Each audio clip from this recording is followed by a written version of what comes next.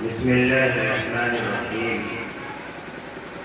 نحمده ونصلي ونسلم على رسوله الكريم أما بعد سامعین کرام حاضرین گرامی خاطر اور اسٹیج پر تشریف فرما حضرات علماء کرام، آج 15 اگست کا دن ہے۔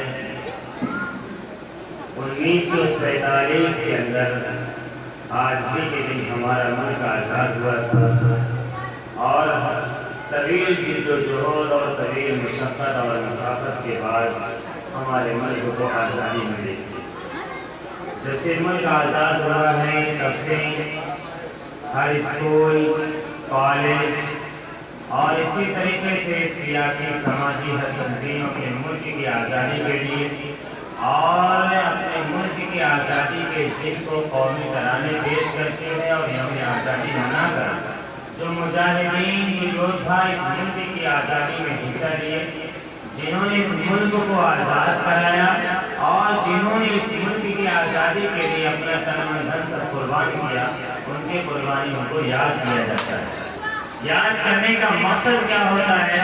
15 اگست کا دن اور یوم آزادی منانے کا مقصد کیا ہوتا ہے؟ مقصد صرف اور صرف یہ ہوتا ہے کہ جس مشقت اور جن جد و جہد کے ساتھ ہمارے پرکھوں نے، ہمارے اسلاف نے، ہمارے بڑوں نے، ہمارے بزرگوں نے اور ہمارے آباء و اجداد نے اس ملک کے لیے قربانیاں دی ہیں، اپنے وطن کے لیے، آج بھی اگر وہ ضرورت پڑ جائے، اپنے ملک کو آج بھی اگر وہ ضرورت پڑ جائے تو اسی طریقے کی قربانی ہم سب کو اپنے ملک کے لیے پیش کرنے کی چاہیے اور اپنے اندر اس ملک کی قربانی کے لیے اور اس ملک کو آزاد کرنے کے لیے اور اس کی ہستی کھیلتی بستی کو قائم کرنے کے لیے اور اس کے ماحول کو برقرار رکھنے کے لیے ہر وقت ہمیں اس عہد کو اور اس عزم کو اپنے ساتھ رکھنا چاہیے۔ یوم آزادی کا منانے کا یہی مقصد ہے۔ 1947 کے اندر ملک آزاد ہوا، آج 74واں یوم آزادی کا دن ہے۔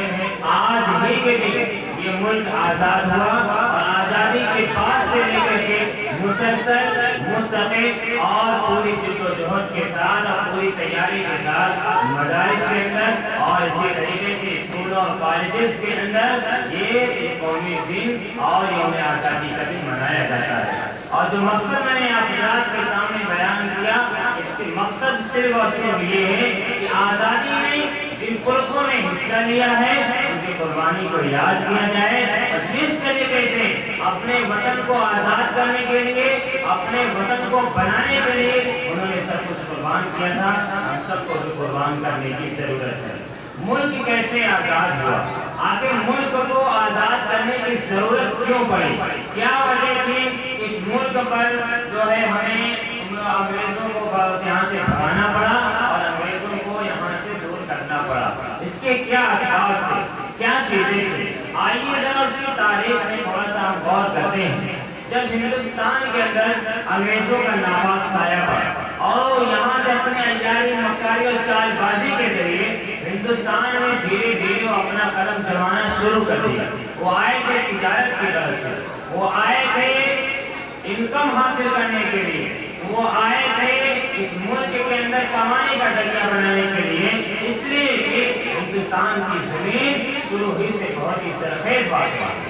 شروع ہی سے یہاں پر سرمایہ دارانہ نظام بہت پہلے سے قائم ہے، مال دولت اور یہاں کی دھرتی سونا اگلتی جو مثال دی جاتی ہے وہ شروع ہی سے رہی ہے۔ انگریزوں کو یہ ان کے دل و دماغ میں کھٹکتا تھا کہ کس طریقے سے ہندوستان پر ہمارا قبضہ ہو جائے اور کس طریقے سے ہم ہندوستان کے اندر اپنا قبضہ جمع کر کے اور یہاں کے مال دولت کو اور یہاں کے سرمایہ کو جو اپنے جس قوم کے بعد لندن اور امریکہ اور برطانیہ ٹرانسفر کر دیا جائے۔ یہ اس پلاننگ کے ساتھ، یہ اس تیاری کے ساتھ ایک کپڑے کا کاروبار ڈالتے ہیں۔ کلکتہ اور بہار اور ساحلی علاقے، آبی علاقوں میں اپنے کارخانے قائم کرتے ہیں اور اس کے کارخانہ قائم کرنے کے بعد دھیرے دھیرے دھیرے دھیرے دھیرے دھیرے حکومت کے افراد تک وہ اپنا مال پہنچا کر کے اور پیسہ پہنچا کر کے اپنے یہاں سے فوجی اور آرمی کے لوگوں کو بلاتے ہیں اور یہاں کے ملک کے نظم و نسق میں ان کو شامل کرتے ہیں اور عیاری مکاری ان کے دل و دماغ میں یہی رہتی ہے. کہتے تھے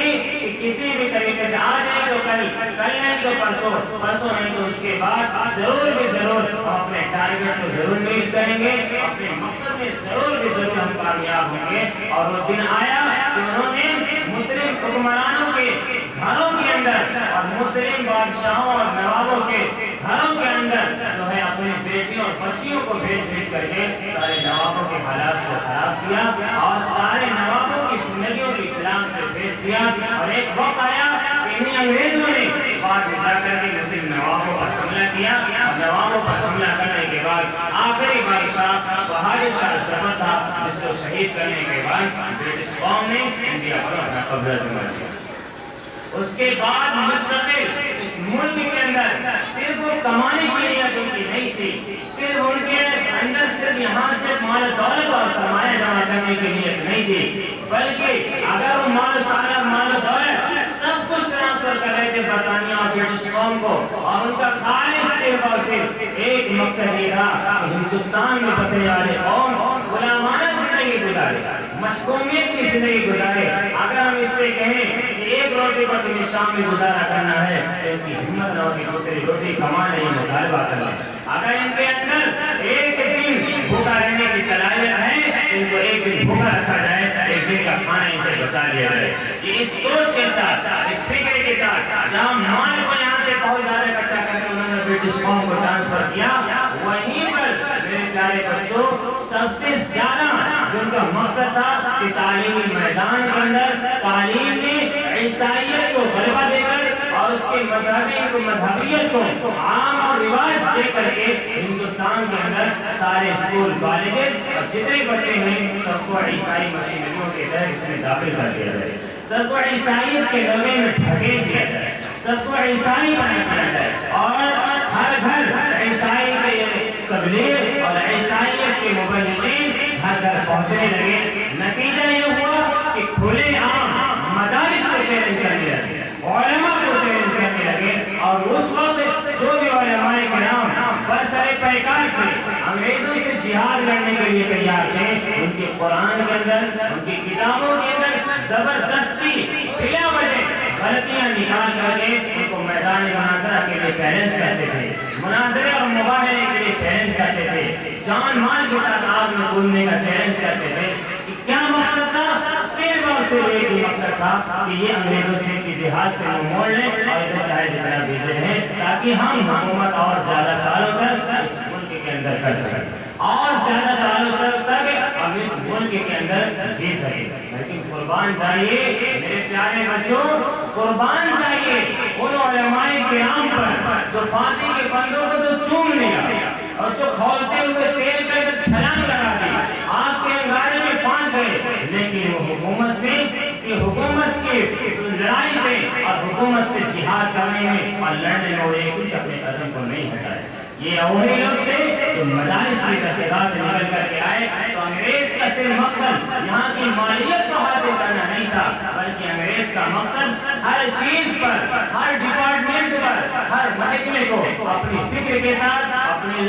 ذہنیت کے ساتھ اور اپنے آئیڈیالوجی کے تحت اس ساری چیزوں کو اپنے قبضے میں کر لیا جائے, چاہے وہ تعلیمی ادارے ہوں, چاہے وہ خانقاہی ادارے ہوں اور چاہے وہ کسی بھی اعتبار سے مالیت کی فراہمی کے ادارے ہوں. یہ ان کا ہر ڈپارٹمنٹ پر ایک قبضہ کرنا تھا. لیکن ایک وقت آیا کہ 1857 کے اندر دارالعلوم دیوبند سے حاجی امداد اللہ مہاجر مکی کی عمارت میں ان کے رہبری میں علماء کرام کا ایک جتھا تیار ہوا اور حاجی امداد اللہ مہاجر مکی کو امیر لشکر بنا کر کے, امیر المومنین بنا کر کے میدان میں کود پڑے اور شاملی کے میدان میں جا کر کے انگریزوں پر حملہ کیا اور اسی میدان میں حافظ صاحب شہید رحمۃ اللہ علیہ شہید ہو گئے. آج بھی آپ اسلامی شہید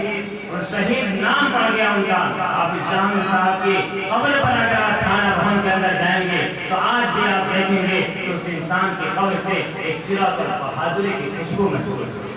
آج 1857 میں दारुल देवबंद से एक उलमा का जत्था तैयार हुआ और ये मैदान में आए और सरबगम मैदान में आए। वो क़ाल अल्लाह क़ाल रसूल की सदा लगा रहे थे, वो खानकाही निज़ाम चला रहे थे, वो बच्चों को तालीम दे रहे थे, हर एतबार से बच्चों को पढ़ा रहे थे। लेकिन जब उन्होंने देखा कि अंग्रेज सिर्फ और सिर्फ हिंदुस्तान की जमीन पर कब्जा नहीं करना चाहता, बल्कि यहाँ के मुसलमानों को इख्तिलाफ की लहर में ढकेल करके ईसाई बनाना चाहता है, इनके दिल पर एक तड़प पैदा हुई, एक कुढ़न पैदा हुई और वो मैदान में आए और उन्होंने कहा नहीं, पहले अंग्रेजों को इस मुल्क से भगाया जाए, इसके बाद कोई काम होगा। तो सब कुछ किनारे करके मैदान में आए और जब तक इस धरती से, इस मुल्क से अंग्रेज का नापाक साया उठ नहीं गया, उस वक्त तक हमारे अकाबिरीन ने कभी चैन की नींद नहीं सोई। चाहे मांडल की जेल काटी हो, चाहे काला पानी जाना पड़ा हो, चाहे कैसी भी मशक्कतें बर्दाश्त करनी पड़ी हो,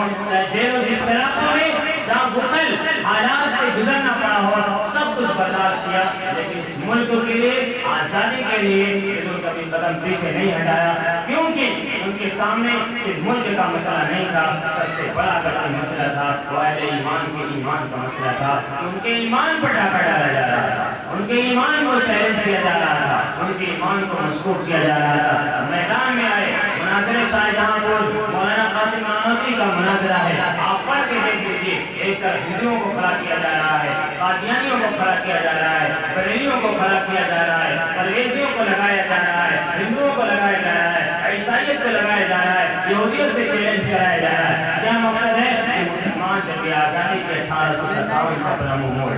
ये 1857 की लड़ाई में ये शरीक न होने इनकार करे। एक बहुत बड़ा अंग्रेज मौलिक है, वो लिखता है, टॉमसन नाम है, वो लिखता है कि मैं जब हिंदुस्तान रिपोर्टिंग करने के लिए आया, मैं यहाँ जायजे के लिए आया, तो मेरे चेहरे के पीछे लाशों के जलने की बदबू आ रही थी। मैंने देखा कि बड़े बड़े आग के अंगारे दहक रहे हैं, बड़े बड़े आग के अंगारे दहक रहे हैं और शोला आसमान को छू रहे हैं। मैं देखा कि 40 उलमाए किराम को बुलाया गया,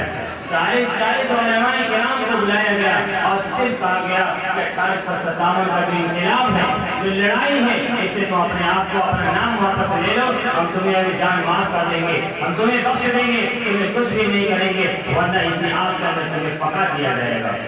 वो कहता है कि पैदा करने वाले की कसम, उन उलमाए किराम में कोई भी ऐसा नहीं था जिसने 1857 के खिलाफ से अपने कदम को पीछे हटाने के लिए तैयार था, बल्कि मैदान में कूद गए और सब के सब आग में पकड़ा तो गवारा कर लिया, लेकिन मुल्क की आज़ादी से कभी पीछा नहीं हटा। आप सोचिए कि उलमाए किराम और हमारे पुरखों ने इस मुल्क के लिए कितनी बड़ी कुर्बानियां दी हैं, तो आज उसी कुर्बानियों को याद करने की जरूरत है और उसी कुर्बानियों को सामने रख करके यौम आज़ादी मनाया जाता है, ताकि जब भी जरूरत पड़े हम अपने मुल्क के लिए कुर्बानी दें और जब भी जरूरत पड़े, हमारे अकाबे ने दिया है, जब भी वतन को खून की जरूरत पड़े सबसे पहले हमारी ही गर्दन कटे, जब भी इस वतन को खून की जरूरत पड़ी सबसे पहले हमारी ही गर्दन कटी। लेकिन हालात ऐसे बनाए जा रहे हैं, ऐसे सोच और फिक्र बनाई जा रही है कि हम हर हाल में इस मुल्क के लिए कुर्बानी देने के बावजूद वो हमें कह रहे हैं कि मुसलमानों को इस मुल्क के अंदर कोई हिस्सा नहीं मेरे भाई। 1754 से लेकर के 1947 तक की अगर आप तारीख पढ़ेंगे तो 75 से 80% लोग मुसलमान थे इस मुल्क की लड़ाई में। तो ये मुख्तसर सी बात मैंने आप हज़रात के सामने अर्ज़ किया, काफ़ी वक्त ले लिया। आप हज़रात का अल्लाह मुझे भी अमल की तौफीक अता फरमाए, आप हज़रात को अमल की तौफीक अता फरमाए। आप दुआ करो, अल्हम्दुलिल्लाह।